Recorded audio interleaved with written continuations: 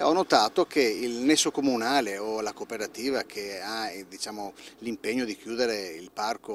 ogni sera, di aprirlo al mattino e di chiuderlo alla sera, si è fermato appunto a chiacchierare con 5 dell'est europeo, molto probabilmente, che facevano una cena al lume dei fanali dell'illuminazione pubblica qui del parco. A un certo momento gli hanno offerto un paio di bicchieri a questo nesso comunale o addetto del comune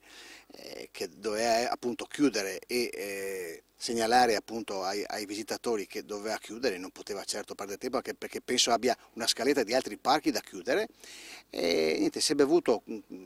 questi 2 bicchieri, non so di che cosa, certamente non di acqua, e si è defilato dicendo state pur tranquilli qui, potete mangiare tranquillamente o lo chiudete voi il parco dopo oppure lo posso lasciare anche aperto, tanto qui non c'è nessun problema. Non c'è proprio pace per il Parco Mestrino di via Torre Belfredo, che nonostante l'impegno dei cittadini per contrastare gli atti vandalici, ora è anche vittima di chi le regole dovrebbe farle rispettare, secondo il racconto di questo residente. Ecco, dopo tutto quello che noi abbiamo fatto in questi mesi, in questi anni per